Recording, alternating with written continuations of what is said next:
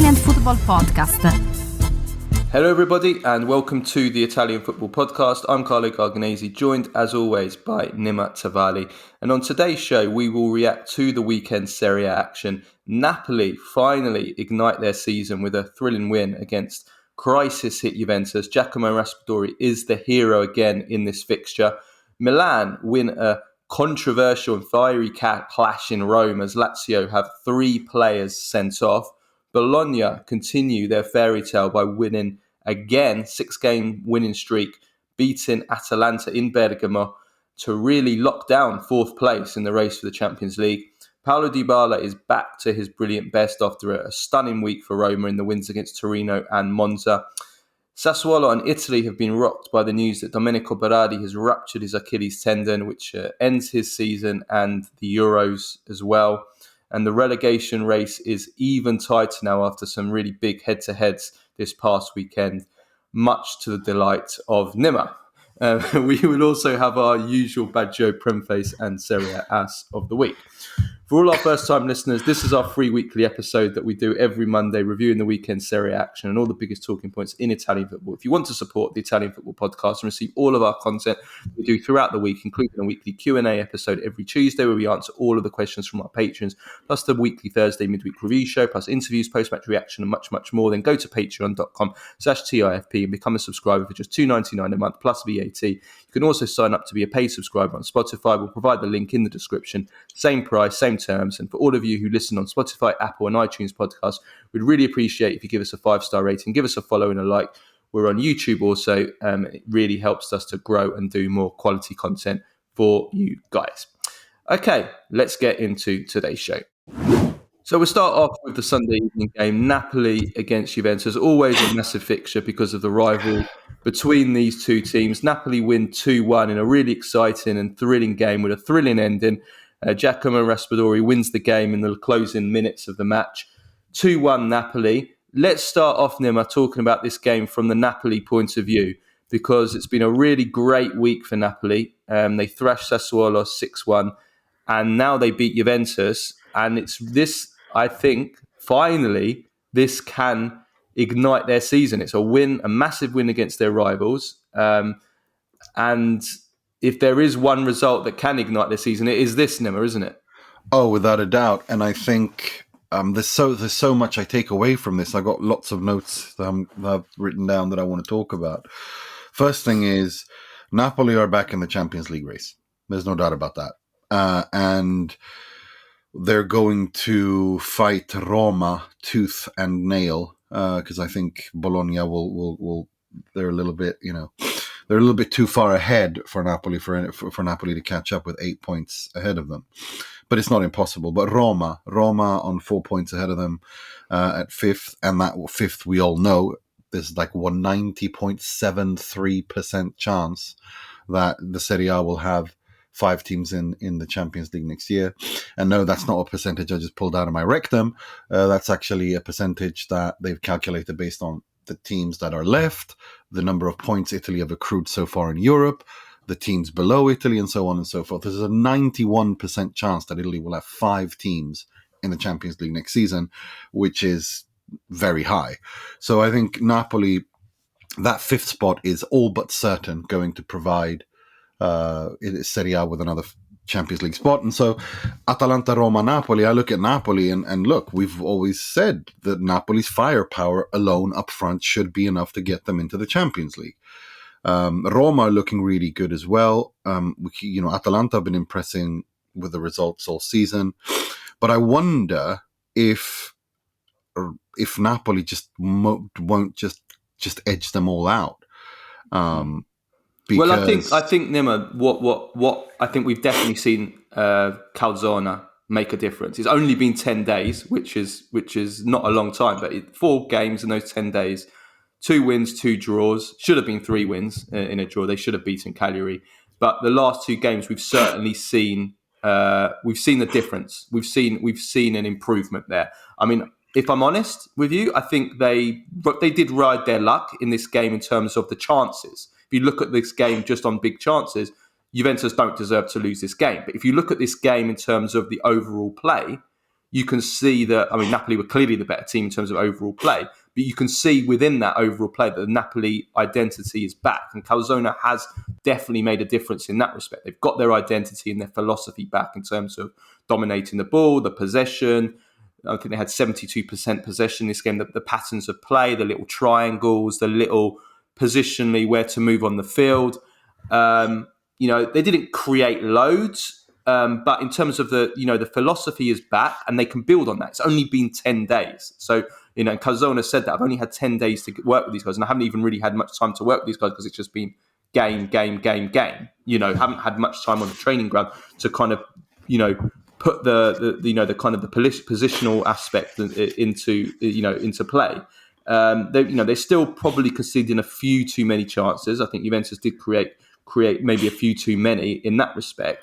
But there's definite impact from Calzona. They're showing more fight now. They concede that Chiesa goal. They go straight down the other end and get the penalty and score the winner. So, we'll see if the results continue. They still have, work to do to catch up, but they are now in a position where they can fight for that Champions League, that fifth Champions League spot. And there's still 11 games to go. So there is time. So it's been a very good start, I think, from Calzona. It has, and for me, it's the body language that I see from someone like Khvicha Kvaratskhelia, who just looks happy again.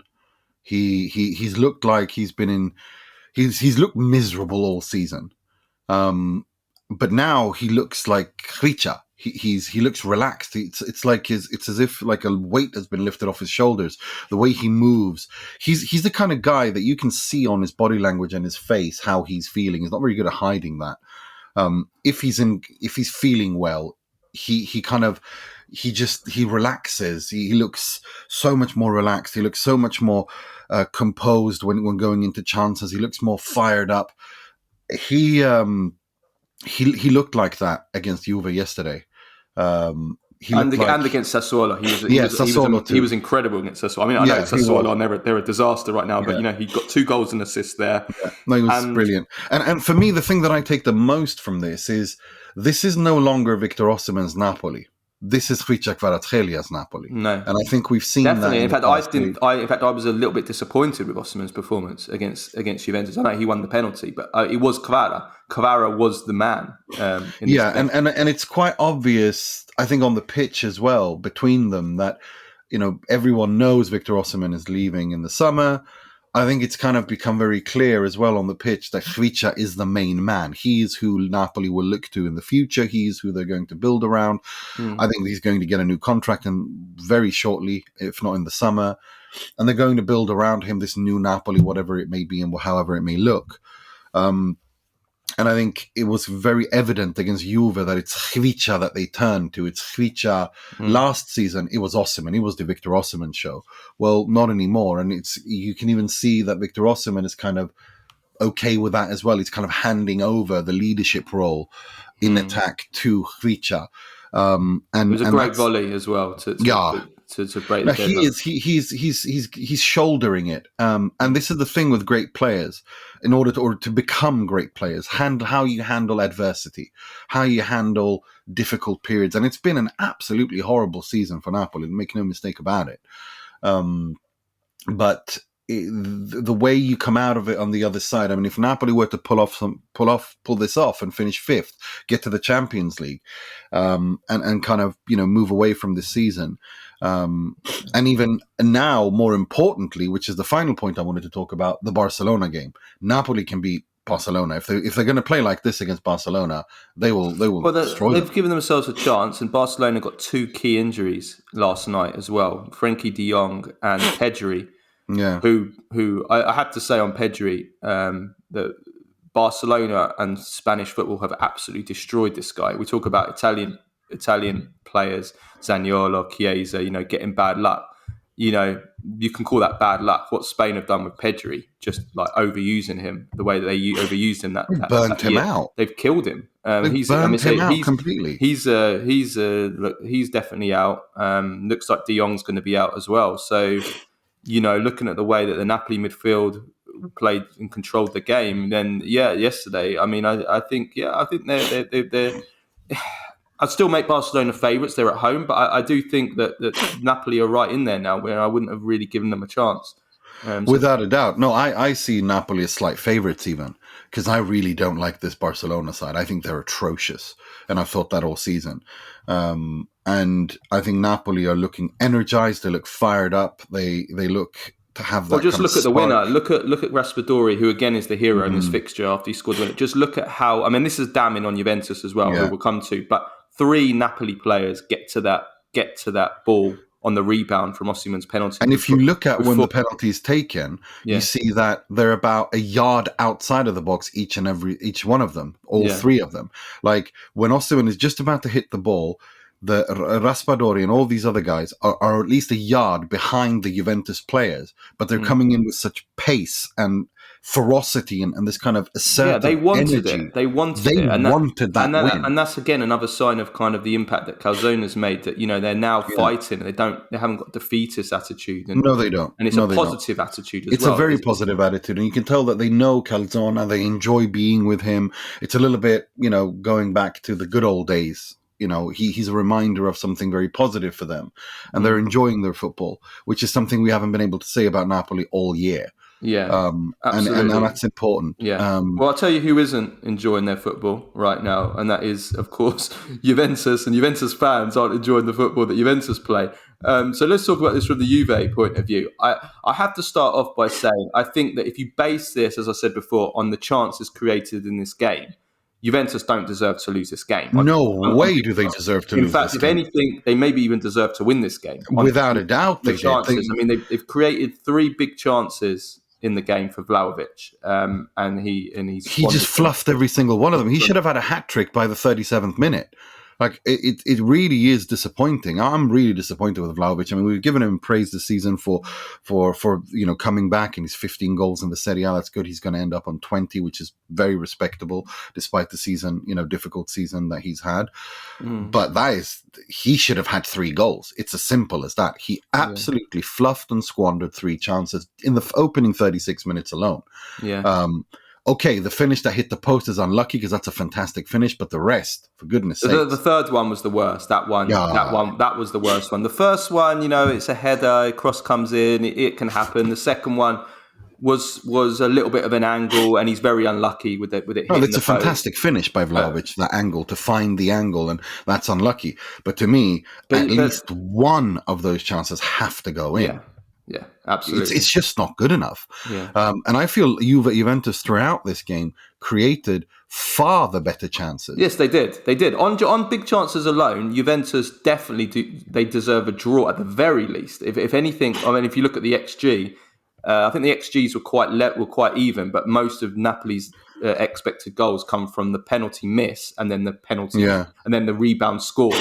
Juventus, there's no doubt about it. Juventus. People have to understand about XG that it's accumulative, meaning that at the end of the game, it's 0.1 plus. So if you just look at the XG overall, it doesn't really say anything. You have to look at the actual chances. A penalty is an XG you have to add up. You have to see where the XG come from. Most of Napoli's came from the penalty miss, which is like 0.8 plus. Then after that, they had the rebound, which was a high level chance as well. So most of Napoli's chances. Most of Napoli's XG come just from that alone. Otherwise, you remove that. I think, Juventus definitely. No, Juventus created most of the chances. Cambiasso had a decent chance as well, and then Rugani had a half decent chance at the end as well. On chances, there's no doubt about it. Juventus don't deserve to lose this game. The issue is once again the overall play of Juventus, which is pathetic. 28% possession. I mean, again, no patterns of play, no sustained pressure, just counter-attacks, picking up on loose balls. I mean, even the chances that Juventus create, if you look at, Chiesa will come to, it was individual moments from Chiesa to create the chances for Vlahovic. It's not through any kind of patterns of play or team build-up to get there. It's just picking up on loose balls, pouncing on mistakes like the third chance. It's just the same crap in terms of overall play that we've seen for 3 seasons. There's no progress at all in terms of the overall play. The midfield completely dominated and outplayed, as is always the case every game. Juventus midfield is just incapable under Allegri of controlling a game of football. And the defence, just inviting pressure and crosses, and that's what happens. You invite pressure, you give away penalties like they did for the winner. So And they were lucky, Juventus, I've not to give away a second penalty as well. I mean, that is that in the first half, especially there was a body check essentially on Richa, which I don't understand how they don't give the penalty there. So Juve were lucky. I mean, look, I've repeated myself for 3 years. So I don't want to just repeat myself over again. But you cannot succeed playing like this in 2024. It's an completely outdated style of football. And yes, on this game, on chances created, Juventus are unlucky to lose this game. If you're looking at the bigger picture in terms of how a team plays to create success over the course of a season, you cannot play this kind of football. 28% possession, inviting pressure, not being able to control the ball or control the midfield, and just trying to hit on counterattacks and picking up on loose balls and creating through individual moments like Chiesa did in creating the chances or pouncing on mistakes like the third Vlahovic chance. That kind of football does not succeed. So that's what I'm taking from this game in terms of the bigger picture. If I'm looking at this game alone on the chances, Juventus don't deserve to lose this game. So there's two different points to make here, and both of them can be true at the same time. I mean, look, I think it's. I think if you have a game like that where Juventus, I don't think they create the chances that Juventus created weren't like out of mistakes from Napoli. They were chances Juventus created. The third one for Vlahovic was a mistake. Well, yeah, fair enough, but the rest of them weren't, and even towards the end, Juve created, and they did so via their play. It wasn't David Moyes football, just lob it up to the tall guy up front and hope for the best. That's just not, no, there were patterns of play. You just don't like those patterns of play, and you don't like the low percentage of ball possession, and you don't like the fact that they invite pressure and counter attack. Fine, that's taste. But that's Juventus, if Vlahovic had a better evening, should have at least scored twice. And then they draw this game. So, and also for me, the most important thing, I think, I liked what I saw from Federico Chiesa. I think he needs to get over himself. He needs to understand that he can't play as a winger. He has to play as a second striker. That way he can actually have a world-class career. I thought he was brilliant. Some of the movements he does, I love the opportunistic finishing that he as soon as he gets a little sight on goal. I mean, the goal was an example of that. It wasn't even a chance, and he just knows that the ball is there and places it through there. I really, really think Chiesa needs to understand that he's not a winger. He can't play as a winger anymore after the injuries. If he wants to have a top career, he needs to play as a second striker in a two-man attack. That way, he can showcase his fantastic talent that he still has and express himself on the pitch with a brilliant technique that he has. And he's fairly ambidextrous. He's good in the air. He can still dribble. I thought he was outstanding in a two-man attack. And I really hope he understands that this is where he needs to play. And Allegri was right again on this. It's as simple as that. Well, I don't think you can say Allegri's right based on one game. He was outstanding. No, it wasn't just one game. Allegri was saying it for 2.5 years that he should play as a striker. He's been awful as a second striker for basically the whole season. Just because he has one good game, you can't say that. No, I think it's not just one game. I've been saying it for 2.5 seasons too. But I think he should play that. I really think that the killer instinct he has in the box, this kind of, he's got a very assertive directness towards goal that he's always had, like a heat-seeking missile sometimes when he on the wing. Now, after the injury, he doesn't have that kind of explosiveness about him, but he still has the intelligence, the technique, and the quality in the box. Therefore, use it. Play. He should really accept that he should play as a second striker. I really think so. I think it's a mistake if he keeps someone around him needs to basically tell him some hard truths that, look, you're not the player you were before the ACL. You're never going to be. But what you do have are some very, very specific tools that are unique in football, and you can still have a fantastic career. Play, accept your role, and embrace the second striker role. He was definitely fantastic in this game. He had a great game. He especially after all the criticism that he's got, he really responded to that. It was a great goal. 2 great assists for the Vlahovic chances. He also went past his man for the chance that Cambiasso had. He showed that the quality is there in the right settings. He still has quality. And he also had a much better attitude here, just drawing on that point. He wasn't moaning and negative. He was applauding his teammates. Even I remember one pass, I think it was by Moretti, where he overhit it by about 80 yards. And most people would have lambasted him for that when Chiesa was free, and he applauded him. He wasn't being the stubborn Chiesa of just, hogging the left touchline because that's where he wants to play. He was trying to actually carry out the more of the responsibilities of a second attacker.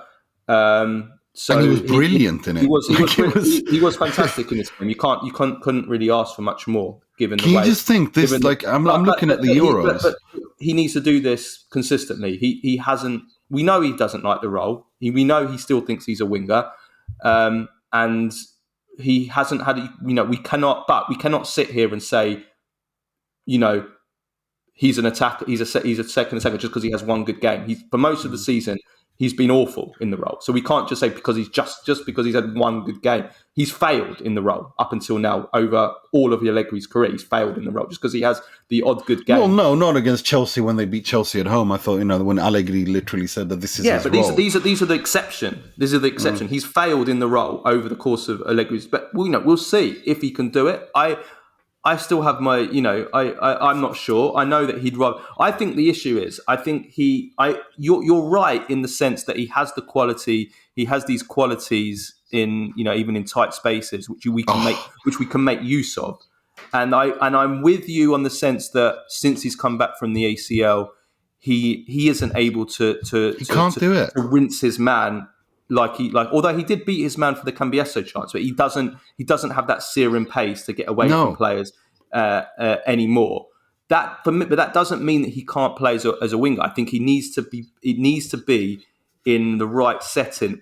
In an Allegri team, is not going to be right for him because in an Allegri team, you're going to be playing more counter-attacking and over long spaces. With space in front of you, he doesn't have that pace and that acceleration to get away from his man. So that doesn't suit him playing as, say, in a winger in an Allegri team. Playing as a winger in a Spalletti team where you're dominating possession, where you're going to be close to your box every single time Chiesa receives the ball. There's no reason he can't play as a winger in that system because he's going to receive the ball in situations where he can do what you're saying about. He can go left, he can go right, he can get the ball out and take a shot, he can just make half a yard, put the ball in. There's no reason. So I think it's less about the position. It's more about the settings that are given to him by the way that the team plays. And I think the Allegri's football, doesn't suit him as much. Having said that, though, he was fantastic last night. He was fantastic, and I think I'm looking at is for the Euros if Italy are going to play a 3-5-2, which I hope Spalletti does, and he needs a two-man attack. Then this is one of this. Well, this is a big positive. This is a big positive also for Italy. This performance because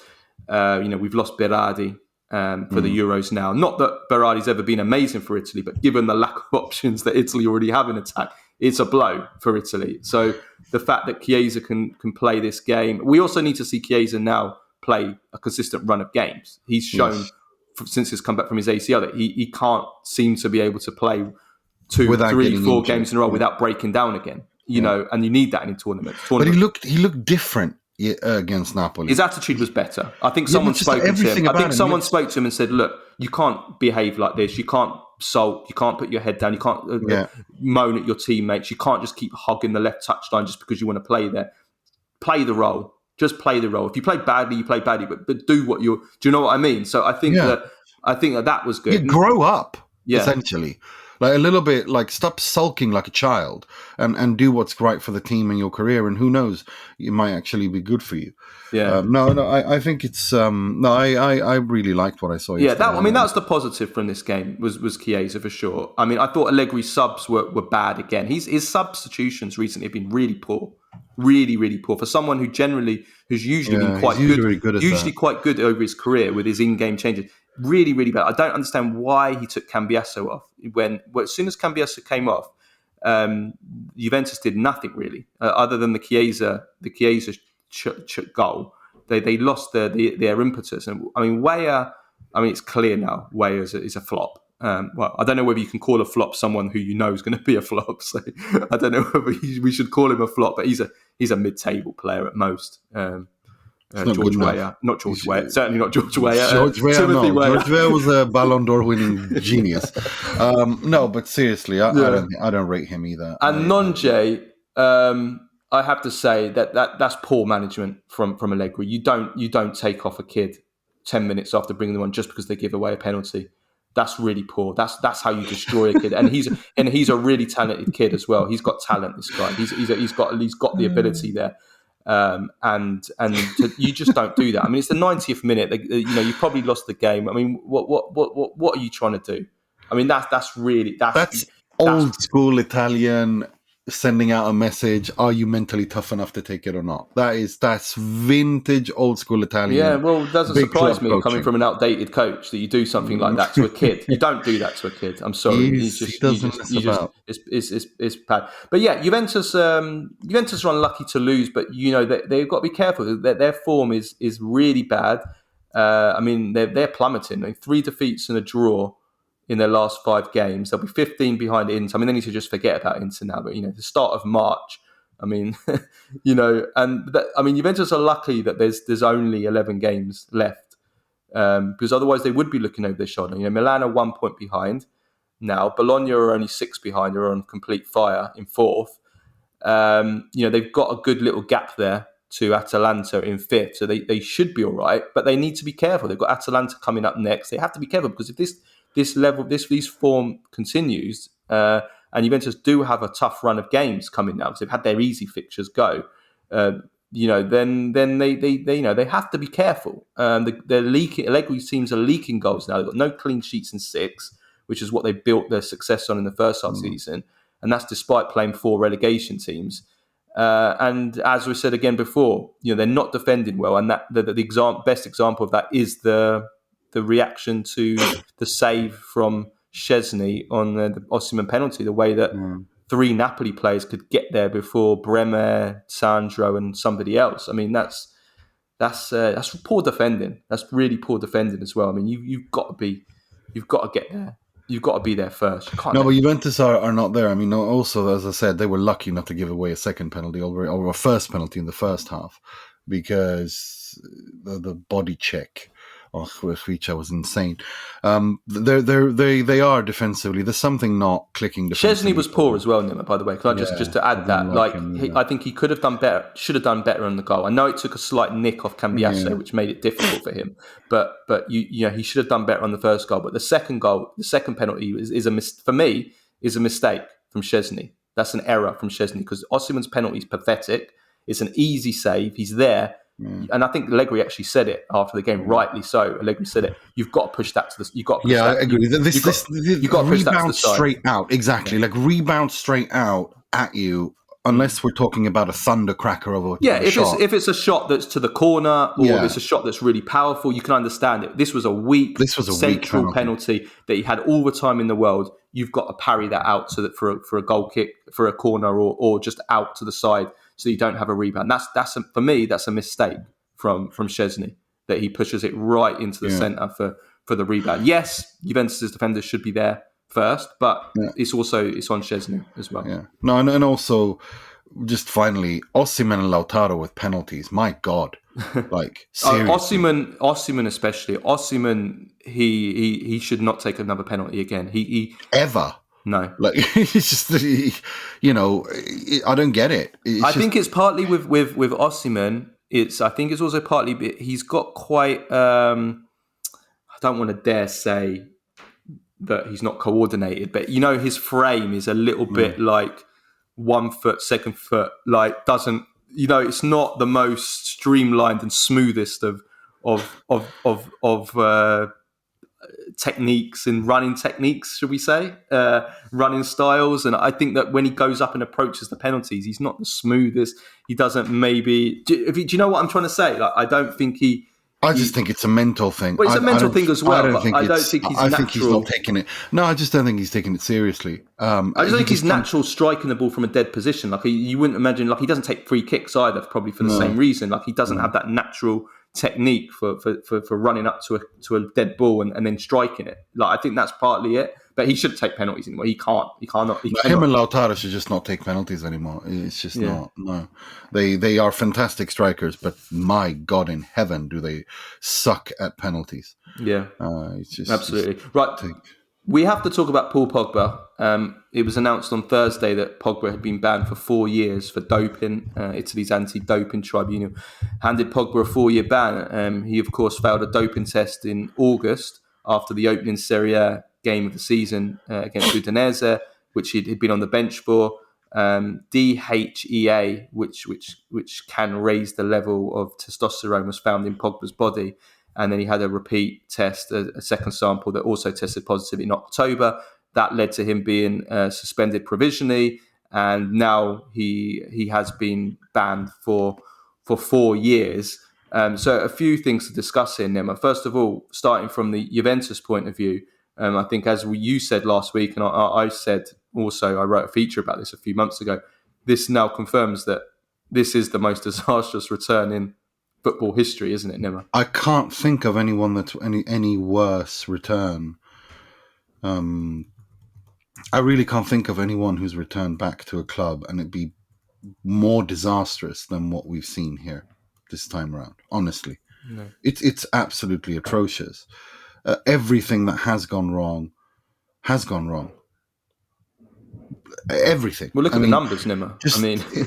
I really don't even know what else to say. It's just everything that could go wrong has gone wrong. His body has completely deteriorated. He was barely fit before the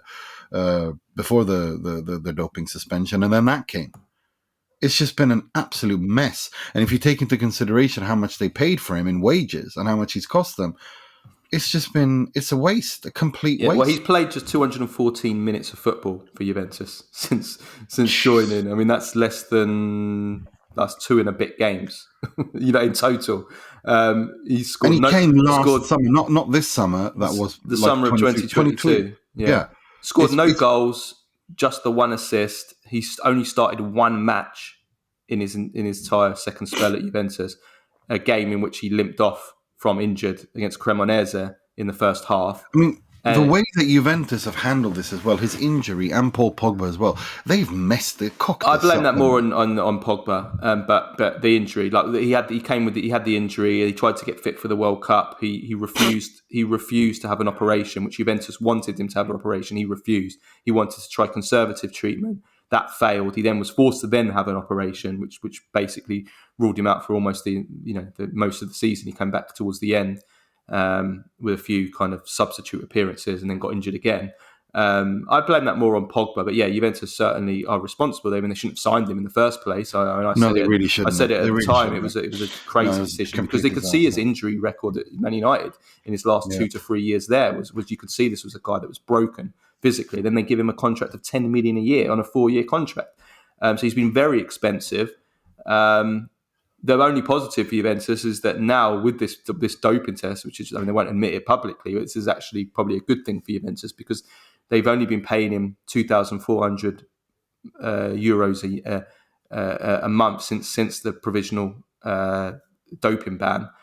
So they don't have to, even if they keep him on his books now for the rest of his contract until 2026, they won't have to. They're just paying peanuts until then. So they release that financial burden, which is important. Yeah. So and of course he's gonna.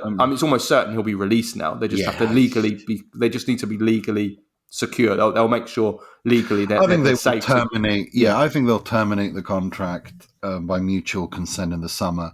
I think he's going to appeal now the 4-year contract.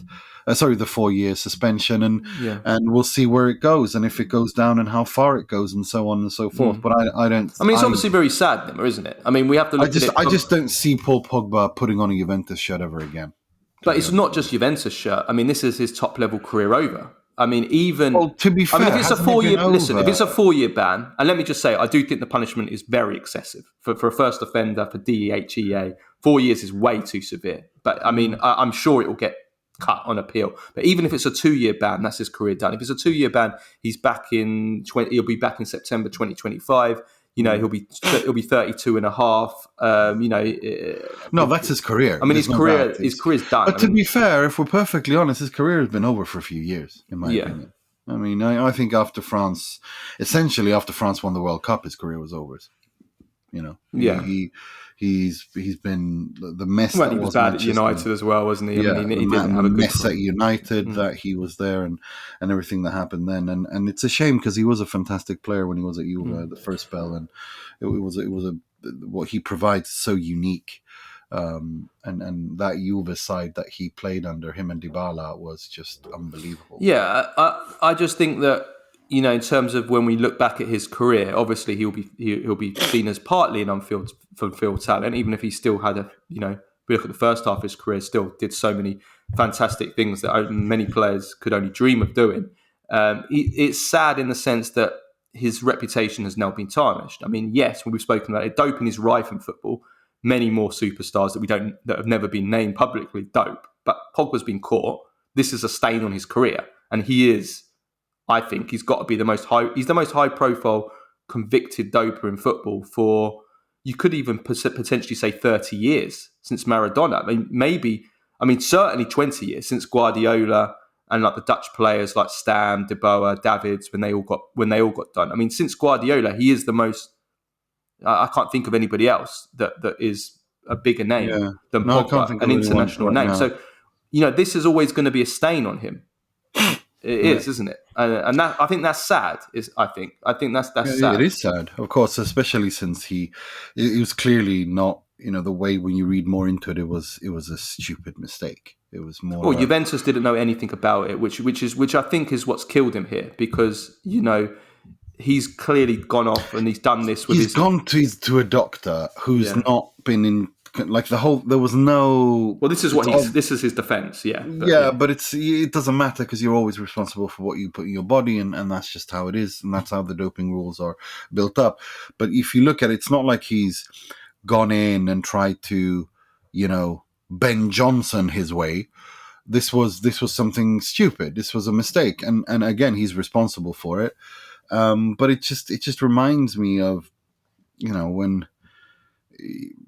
when players are desperate and they're so desperate to get back to what they were that they kind of lose focus a little bit of and become a little bit frantic in how Yeah. they want to get back, and it's sad, but there's no doubt that his career is over now. Even if he gets a 2-year ban, like, okay, so what is he going to do? Jog on the sidelines for 2 years and then come back to who? Who's going to take him at 32, Yeah. 33? No, I think you're right. I think you're spot on. I think it was a cry of desperation that he couldn't accept that his body was breaking down Yeah. and he couldn't do it and he couldn't accept it. And, it's probably like someone that's getting old and goes to plastic surgery and botches it even more. Or like Alexis Sanchez that can't understand that he can't run as quickly as he used to do, and still refuses to accept that he's no longer 25, but continues to stand in doesn't understand that time waits for no man, and that you have to adapt. I mean, one of the greatest reasons that someone like Ronaldo or Zlatan were able to play, or Maldini were able to play as long as they did, is because they understood that they were getting older and they relied on other things, and they adapted their game accordingly. But with Pogba, with someone like these guys, they just can't accept reality, and when you can't accept reality, you become desperate, and that's what I'm a little bit worried about. What's going to happen to Federico Chiesa, which is what I was referring to, that he needs to accept that he's no longer a winger. He can't do that anymore, in my opinion, and I don't want to see him piss away the rest of his career. Yeah. Okay. Let's move on now. Let's move on to another controversy. Lazio against Milan. Milan win 1-0 in Rome. Lazio having 3 players sent off.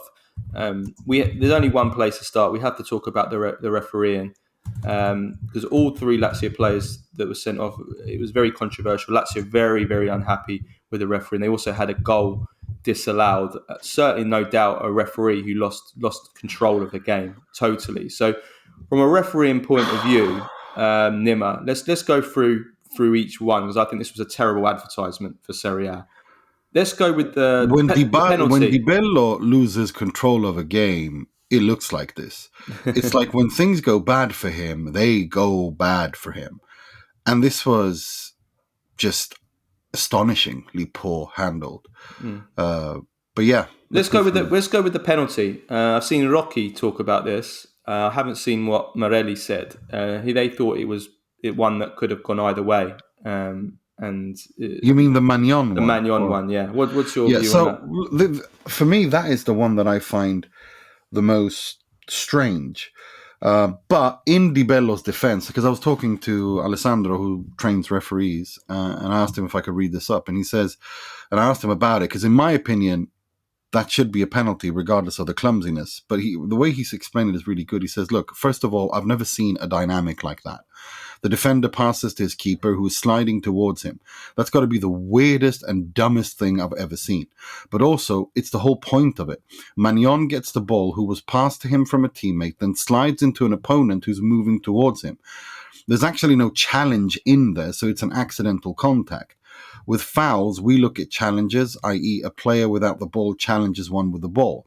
That is not the case. It's literal bad luck. If Magnon missed the ball and the Lazio player was challenging for it by running towards it, then it would have been a PK.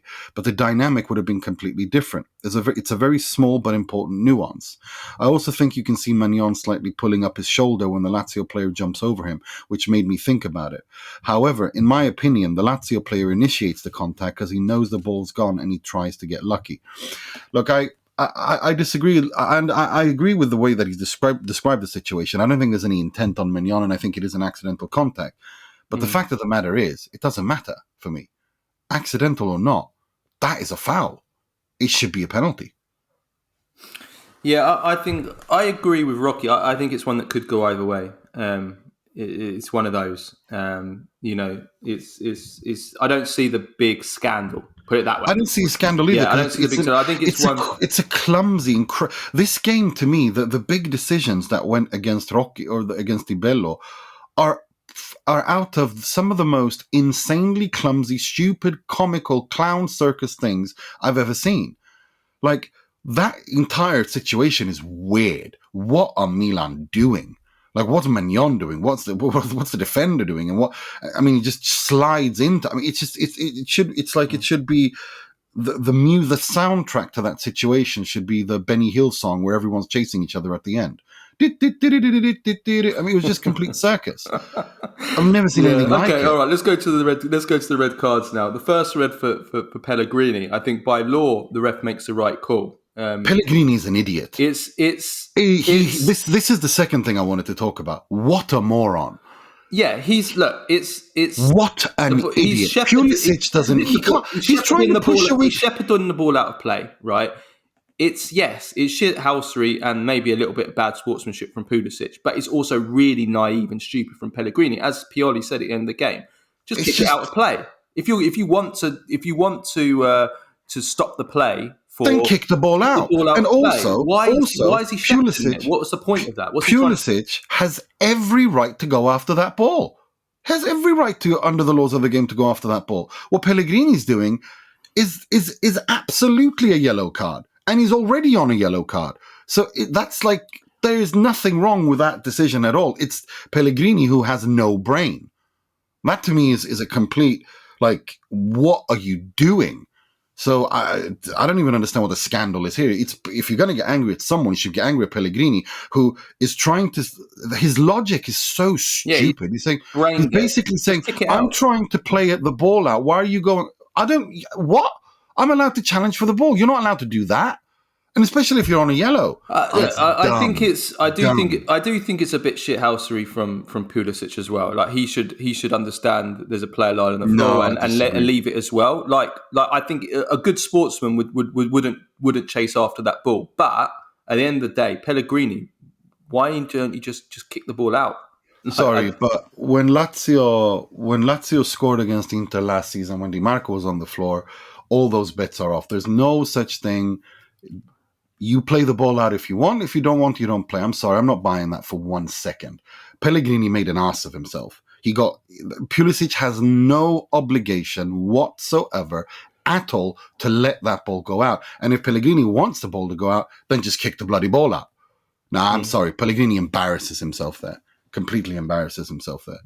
Yeah, I think he just shows how stupid and naive he is. I'm sorry, that's not on the referee. That's on Pellegrini. Completely. Okay, second red for Maricic. We don't know what he said. He said something. It's a straight red for dissent. Yeah, he said something. I'm not sure what he said, but if he said something, then he said something. We can't really comment on that because we don't know. Yeah, we don't know. Seen it. And we don't know. We don't know. So it's difficult to comment on that one. No, because it was obviously was something he said, and that's what exactly what it was. I don't know. The third red for Guendouzi, I think is ridiculous. I think it's ridiculously. I don't even want to call it harsh. I think it's a joke of a decision. Pulisic is all over him.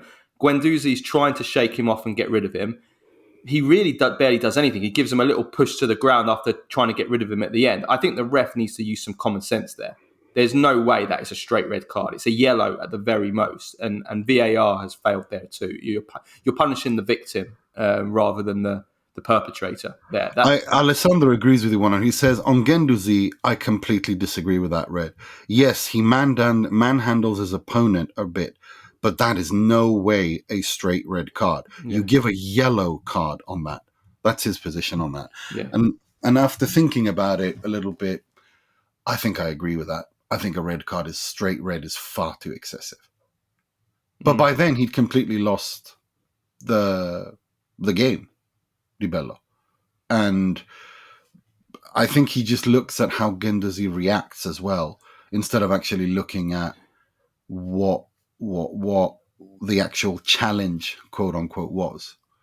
But it's a mess. It's a mess.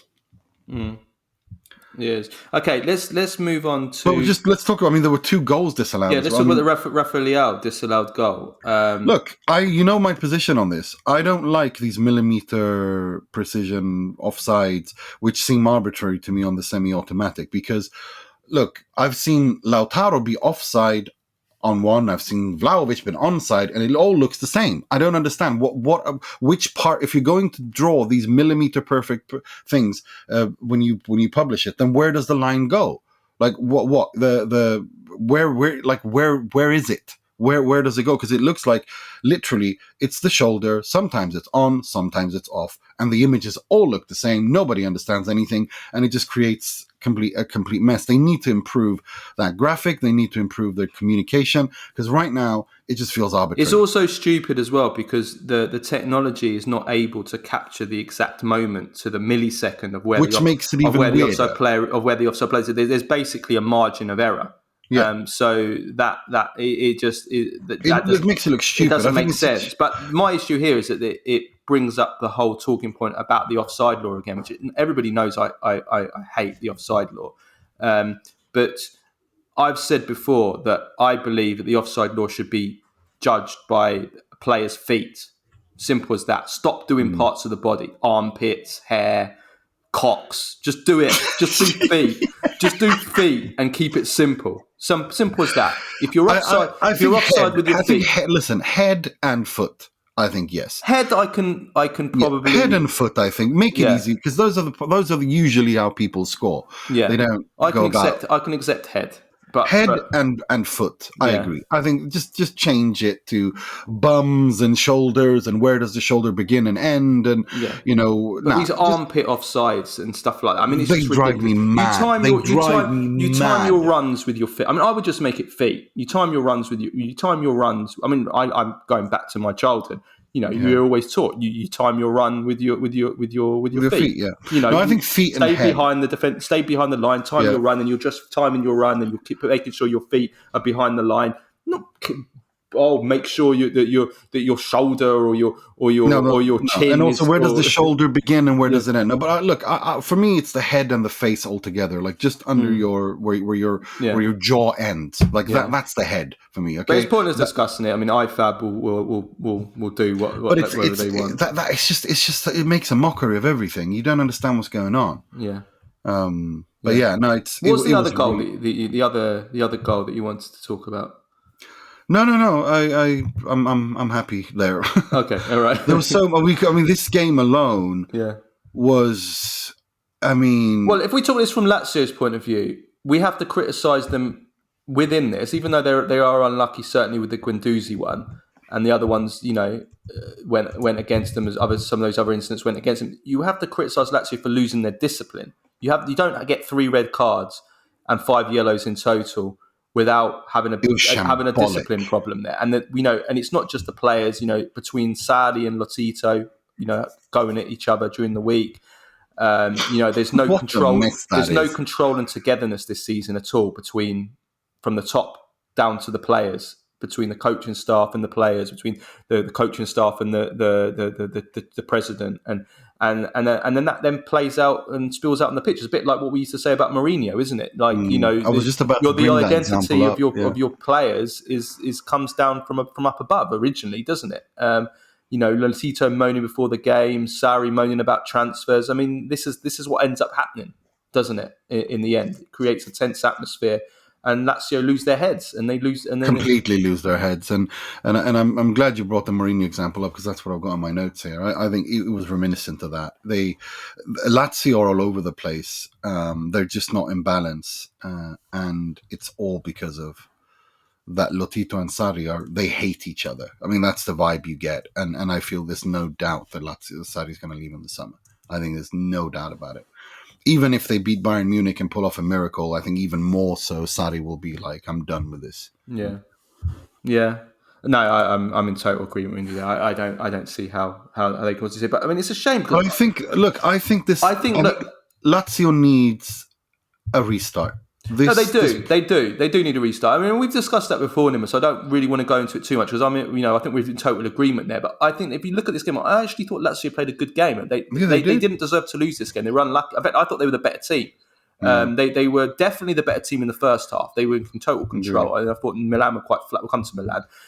Even after going down to 10 men, they created big chances. I mean, Immobile missed a sitter at 0-0. He missed another huge chance to equalise. Yeah. I thought Zaccagni was actually very lively. I thought he really impressed me, actually, Zaccagni. It'll be interesting to see if he plays against Bayern. Luis Alberto was good. One nutmeg he did was beautiful. So I think that they played well, and they were actually just quite very unlucky to lose this game. Unfortunately, that's all been overshadowed now by the fact that they've lost, and because of all this. The top four, though, I think we can say is definitely over now. Successive defeats to Fiorentina and Milan. 9th position. I mean, 11 defeats in 27 games just confirms what you said. They need a restart. Yeah, I think they need to completely rebuild that squad from scratch with a coach, with a new identity. I think they need to just start over. But from Milan's point of view, though, Nima, I mean, it's a great win, but it wasn't a great performance for me. I thought they were actually. It was not. I thought they were actually quite poor. Actually, so first half they were very poor. They were so off it. They just weren't there at all in the first half. They got a bit better in the second half. They got a clean sheet, probably undeserved clean sheet, which is a positive because they haven't had many. Apart from that, I don't really have too many positives to take from that. Okafor, I guess, he got the winner. And again, he scores again. Like he's become this guy. Like every time he comes on and plays, he's a substitute. He always scores, isn't he? Yeah, I think he's useful. I think he's a useful player. I think there's potential there. He's got some good attributes, and he's got a goal threat. He's got the pace. The injuries are the big thing, though, isn't it? With Okafor, He's a bit of a Chiesa in that he just breaks down all the time, constantly. But that's There's not much else to say about Milan. No, it was a weird game. Yeah. This was a weird, strange game. This was not representative of a big game in the Serie A at all. This was just one of those instances where it was just farcical. Everything that could go wrong went wrong, and it just and a referee that was not in control of the situation or what was going on the pitch. Comical mistakes that I don't think I've ever seen. I honestly have never seen anything like that Magnon situation in my life. Not even in Swedish third tier have I seen something as stupid and comical as that. Pellegrini, same thing there. I mean, it was just one dumb thing after another. So just let's forget about this game. Let's hope it never happens. Yeah, it's a good win for Milan. They're 1 point behind Juventus now. Yeah, they're ready. No, I think they're going to overtake Juve. I think they're going to overtake Juve. I'm looking at their next fixtures. Yeah. I mean, they've got Slavia Prague. They should easily win that first round game. Then they got Empoli, and then the return leg, and then Verona, Fiorentina. The only thing that can stop them is if the Europa League takes precedence and they rest some players. But it's a good win for them. It's a good win for them. But regardless, they got Empoli, Verona, and then of course Fiorentina and Lecce and Sassuolo. So they have an easy. They've got a good run of fixtures. Yeah, and Juventus have a very tough run of fixtures. Yeah, so I think they're going to overtake Juve over the next couple of weeks, and I think they will finish second because going into match day 34, 35, they'll play Inter. 33, they'll play Inter in the derby, and then by then the Scudetto will be over. They still have to play Juve as well, but yeah. Yeah. Okay, right. Rest of the top four race now. The massive match for fourth place. Atalanta versus Bologna in Bergamo.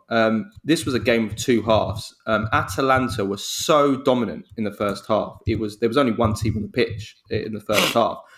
I have to say, as much as I've been Bologna's biggest supporter this season, I didn't see that turnaround coming in the second half, and they completely turned it in the second half and dominated themselves in the second half. It's been from Atalanta's point of view, it's been a really bad week for them. I mean, after the draw with Milan, which they didn't deserve, hammered by Inter, they lose here, they fall out of the top four. So they haven't fallen out of the top four race, but they've moved down to 6 now. Roma have overtaken them. I think that this probably shows that this last week that they are still a little bit short compared to the big teams. Their performances against the big teams, they may be missing something compared to the very best teams in Serie A, which is kind of, I think, how we rated them at the beginning of the season. I remember us both saying, you know what, Atalanta, they're a good team, but they're probably just missing something compared to the big teams. They're not there yet. And then they surprised us. They went on this fantastic run. But now that they've had the big fixtures, and they have a crazy tough run of fixtures. I mean, Milan, Inter, Bologna, who they played, but then they've got Sporting, Juventus, Sporting again, Fiorentina, Napoli, the Coppa Italia. I mean, this is where it was the make or break part of their season. So far, they've fallen short in these matches against the big teams, and maybe that's a sign of maybe where they're at, Atalanta. I think that's spot on. That's exactly how I see them. I think they're on their way to where they want to be, but they're not quite there yet. They're a good way on their way, but they're not there yet. And I think they showed it. They're showing it as well. They're not. It's a work in progress, And I think this last week proves it as well.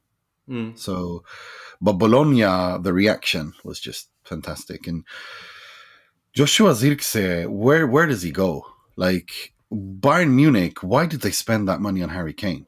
Seriously, if you're going to have a number 9 that can link up as well as this kid does, they should have just brought Joshua Zirkzee back. Well, I don't think anybody could have predicted at the beginning of the season that he would do. I mean, you wouldn't have. There's no way Bayern or anybody would have said back in August, this guy is going to do what he did. But I mean, I actually think in this game, it was Salamakers who changed the biggest influence in this game. Come on at half time. Sounds crazy, but he changed the game, but again, I have to give credit to Motta. I mean, that's Motta's read of the game. The way that he's able to change matches, the way that they were so bad in the first half, awful. No one could have seen this turnaround coming. He makes 2 changes at half time. Salamakers comes on for Orsolini, and Bologna are a totally different team. And then they turn it around, and that's Motta. He's able to judge matches while they're in progress and make little tweaks, and that's a sign of a top coach. No, he is a top coach. There's no doubt about it. He's going to have a top career.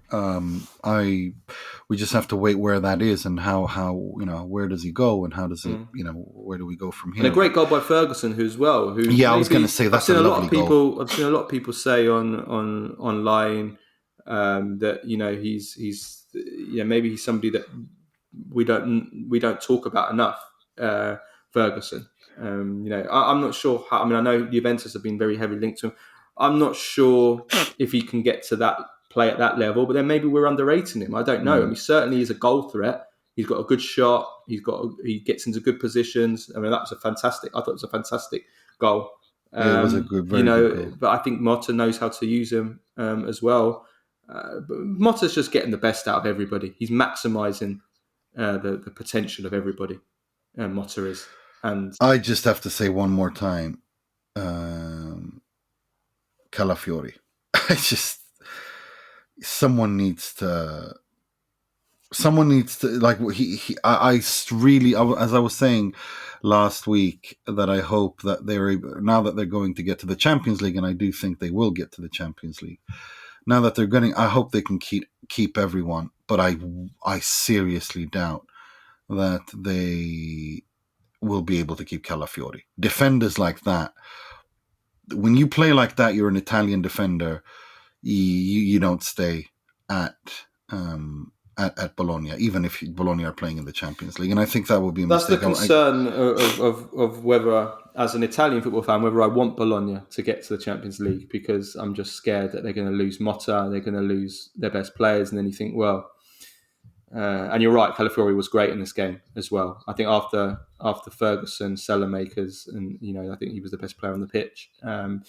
You're worried that they're going to lose too many of their players, and then it's kind of like, well, it's a wasted team for Serie A in the Champions League, and that's the concern, because I think they're in a great position now to qualify with 6 wins in a row, which I believe is the best run for over 60 years by Bologna.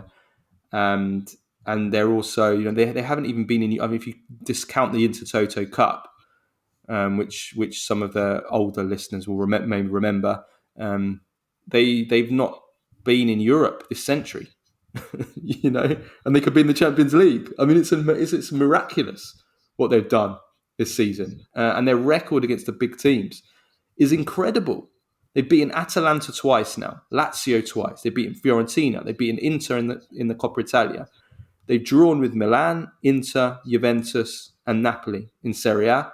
They've only lost 1 game to one of the big teams in Serie A this season, and that was Milan on the first day of the season. Since then, all the big matches against those big teams, which I've read out, they've either drawn or won. I mean, that's a start. I mean, a Juventus, an Inter, or a Milan would be proud of that record, let alone Bologna. So, I mean, they've done fantastic. No, they have. There's no doubt about that. There is no doubt about Talking about fantastic, though, Paulo Dybala. Paulo Dybala is back to his brilliant best. What a week Paulo Dybala had. Hat-trick against Torino in a 3-2 win, and then run the show again in this game against Monza. Brilliant free kick. 4-1 win for Roma. Assist for Lukaku. He also did an assist for disallowed goal.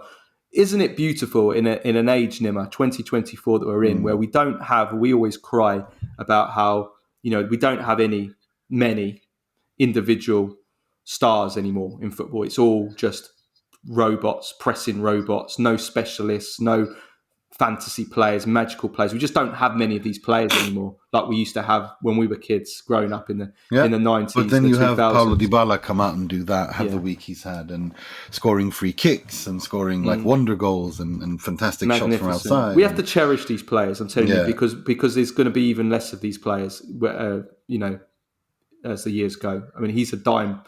I mean, I want to say that he's a braid that's probably dead now. He's at the end now. He's 30. I mean, it's we don't get players like this, and it's been a joy watching Dybala in this last week. It has, it really has, and it's been a joy watching Lorenzo Pellegrini as well, because he look, give him the number 10 for the Euros. Like this is where I'm at with him. If he's going to play like that. The link up, the passing, the goal scoring, the class. If you're going to play with a 3-man midfield, Lorenzo Pellegrini has to be the mezzala to the left, and he needs to have the number 10. He takes all free kicks, corners with that foot. He's just wonderful. He's playing the football of his life, and it's nice to see.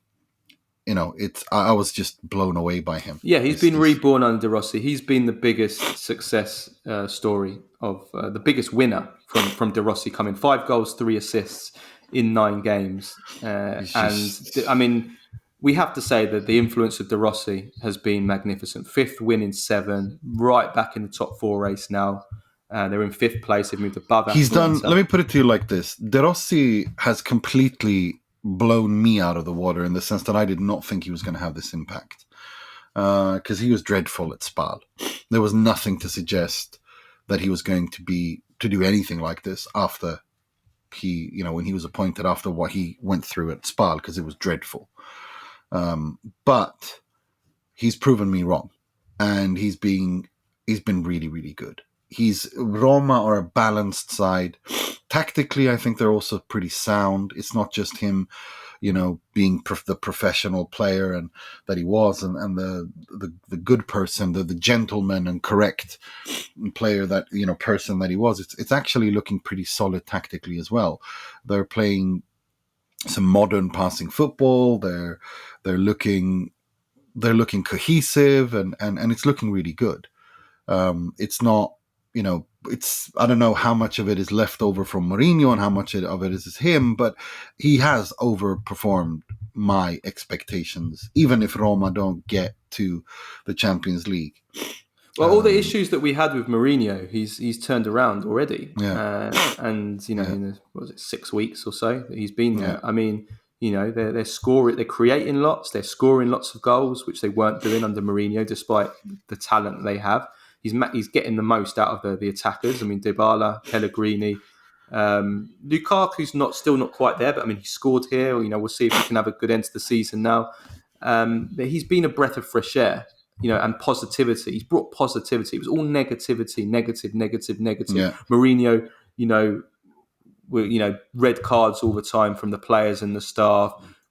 Always, complaining in the media. It can get always too toxic. Yeah, it was toxic. Yeah, it was toxic. Whereas, and Mourinho always playing down the abilities. Mourinho is always, he always has to come up with excuses and, with the players that we've got, we can't expect to do more than this. And, he might be right, but, De Rossi is trying to turn that around and say, you know what? We've got Dybala, we've got Pellegrini, we've got Lukaku.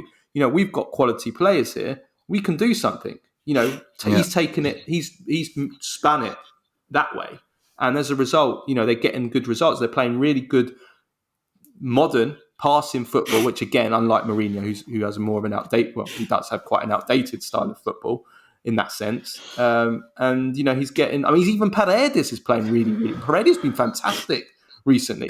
Even his Paredes, penalty. I'll tell you this much: his penalty taking has been fantastic. He is, and that penalty is unstoppable. It's one of the best penalties I've ever seen. Yeah, it's crazy. Yeah, but no, he's been playing well as well. He is. No, it's like the weight has been lifted off their shoulders. It's like Roma was in a abusive relationship, and now the toxic person has been removed, and everyone's happy in the family again. The kids are smiling. It's just, it really is that kind of vibe around Roma, and so yeah. Yeah. Okay. Monza not so good. They were pretty poor. Can I just say one point on Monza? Colpani has really disappointed me in the second half of the season, because he started really well.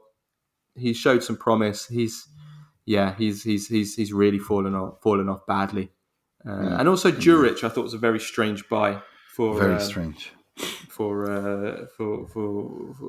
January market. Rest of Serie A results. We'll go through these quite quickly, but there are still a few funny talking points here.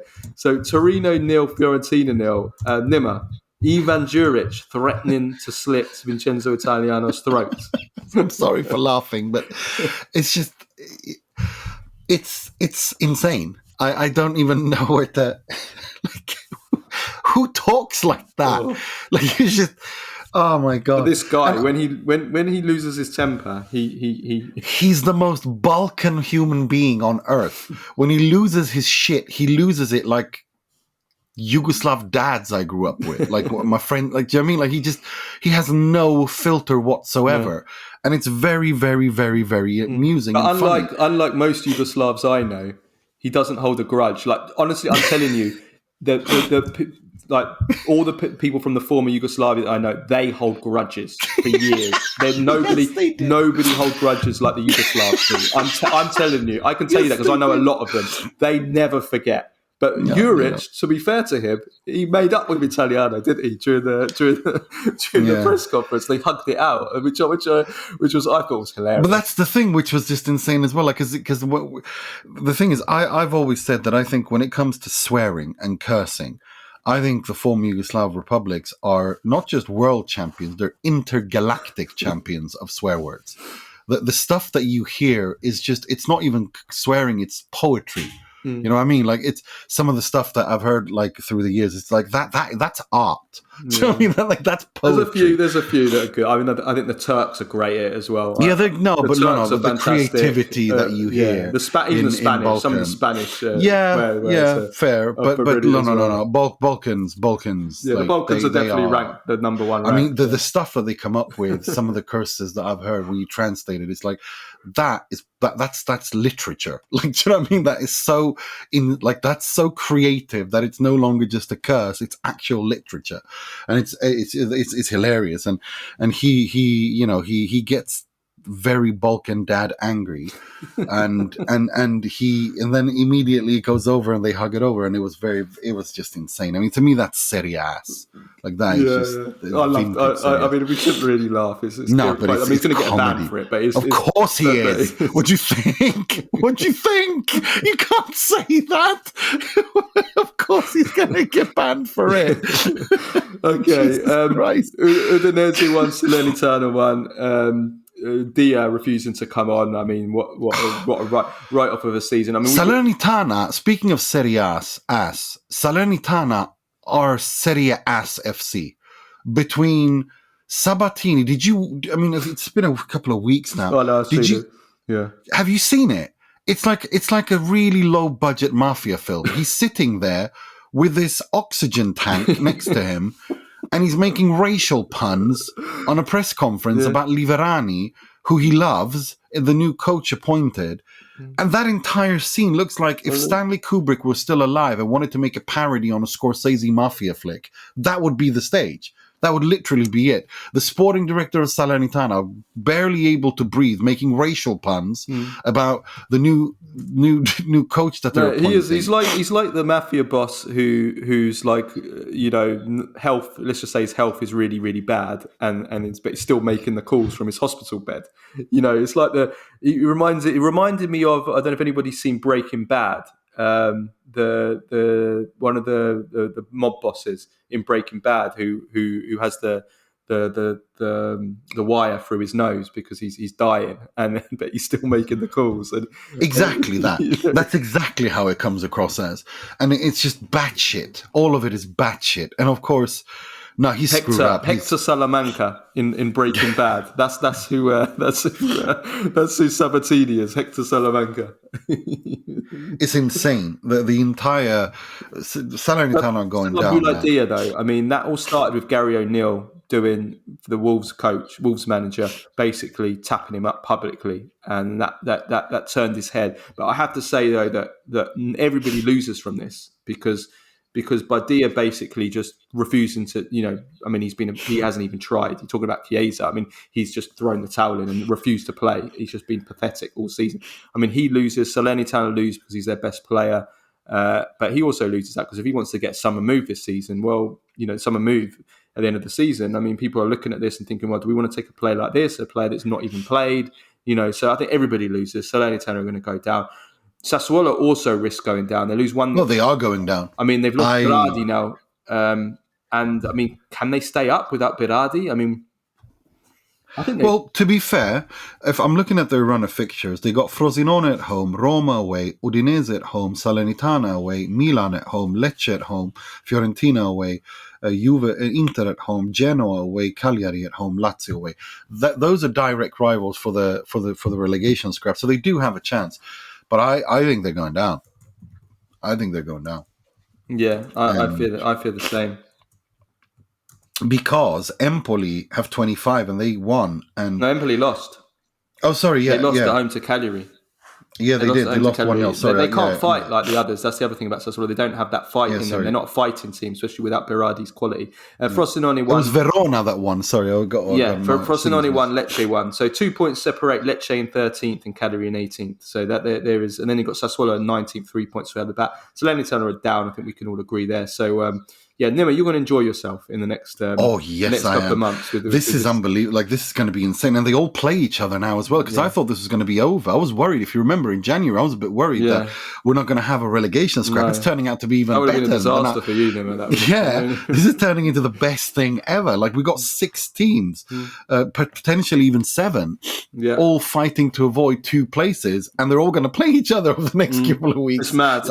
Right, Monday's fixture into Genoa, into win. They go 15 clear. We're recording this before that game. Champions League and Europa League and Conference League fixtures this week. So Bayern Munich, Lazio on Tuesday. Lazio lead 1-0 from the first day. The game's been playing in Munich.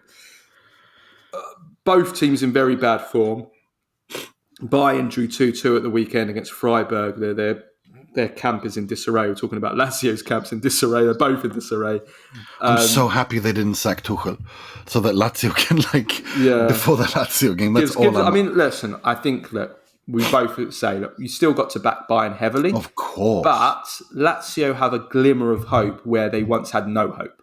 I think that's the best way to describe it. Lazio had no hope when the draw was made, even up until a month ago. Now they have a glimmer of hope because Bayern, they're failing to beat teams that are the same level or worse than Lazio in the Bundesliga. So by that alone, you have to give them some hope, and they do have some injury problems as well. We'll have to see which of their players are going to be back. There's some injury doubts, the likes of Gnabry and Sane, and they've got both their right backs out, so Kimmich is going to have to play right back, and Upamecano, that's probably a good thing. He's suspended, so they've got a glimmer of a hope. And Sarri, we know what he can do. We saw what he did in the first leg, so we can hope. He's gonna.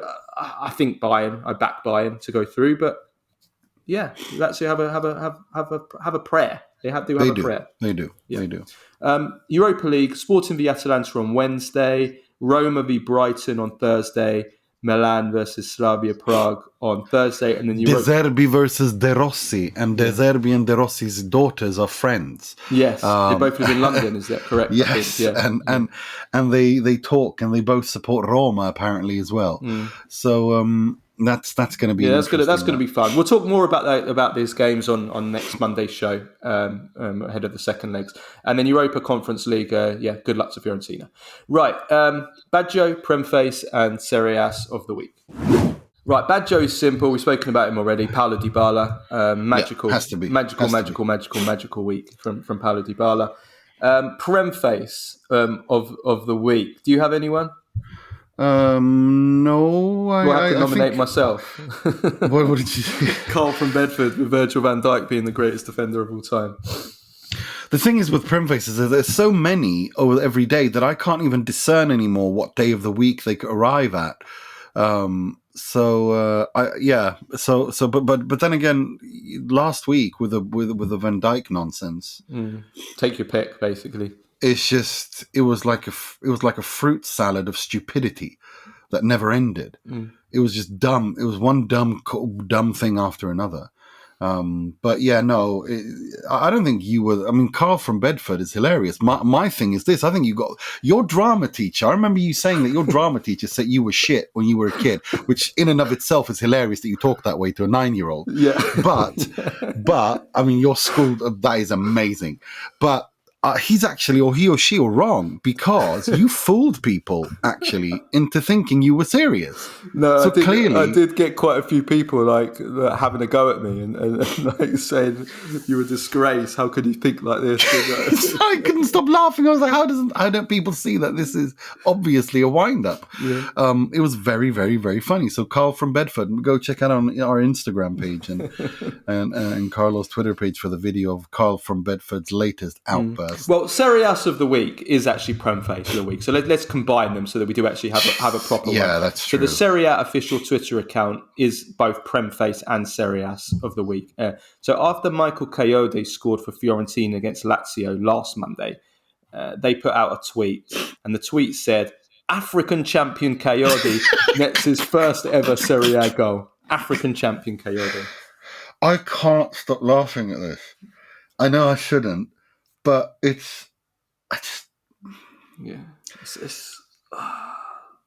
don't know whether to laugh. I just want to say one thing. Michael Coyote, on the 16th of July, 2023, he scored the winning goal to win the Under-19 European Championship for Italy. Like, it's not even been a year. And they got, and secondly, he's of Nigerian descent. They didn't win the AFCON. They got him mixed up with Kwame, his teammate at Fiorentina. That's it. And it was up there for I don't know. Well, let's hope they mix him up with Kwame. No, of course they did, because he's from Ivory Coast, isn't he, Kwame? Kwame is, but I mean, I don't know. And they won the AFCON, so that's what it's got to be. Well, you'd think so, but honestly, I wouldn't put anything past him. To be honest, I honestly think they mixed him up with Coyote. With Kwame. I really think so. I honestly think that's what it was. Did Kwame even go to the African Cup No, of Nations? I don't know if he was in the squad. I don't think he did. I don't think he. I don't think he was in the squad. No. I don't think he even went to the African Cup of Nations. I'm not sure. I'm not He's sure. just had malaria, isn't he? I think he's just recovered from malaria. Let's have a look. Ivory Coast squads. Let's see. Oh no, he was in the Africa. He was in the squad. Yeah, well, that's good. That they, at least they got that part right. African champion Kayode nets his first ever Serie A goal 9 months after he scores the winning goal for Italy against Portugal in July to win the European. Right. The Euro my other Serie Ass of the week is these are fast becoming a regular now on Serie Ass of the week. That's Napoli's Twitter account. Or the Napoli social media account. So this was a week after they put out, and this was the winner last week of Serie A of the week. It was a post they did of Peaky Blinders. They had Simeone, Lindstrom, and Ostigard dressed in suit jackets and jean shirts, and for some reason they used a caption of Peaky Blinders for it, which made no sense at all. This week they had a group of Napoli players playing in the rain. And they use the caption, "It's raining men." It's so cringe. It's so bad, and it's so cringe, and it makes no sense. No. And it's just, I just love it. It literally, there is no, you cannot tell me that whoever runs that account is a year younger than 52. Like there's not a day like that. The person who runs that account is a boomer without a doubt. It's just, oh my God. I don't know. I don't know what to think anymore. I really don't. Anyway. I love that account. I hope that Aurelio De Laurentiis is somehow involved. That's what I hope. Because it would be funny. Yeah, well, it gives us plenty to talk about, that's for sure. Let's leave it at that anyway. Thank you, everybody, for listening. We'll be back on Tuesday for the Q&A, and then we will have Thursday. We'll do a midweek review of the Lazio Bayern game, also Atalanta Sporting, and also Inter against Genoa. So we have quite a bit to talk about in terms of matches on Thursday. Okay, have a good week, everybody. See you next time. Ciao, ciao.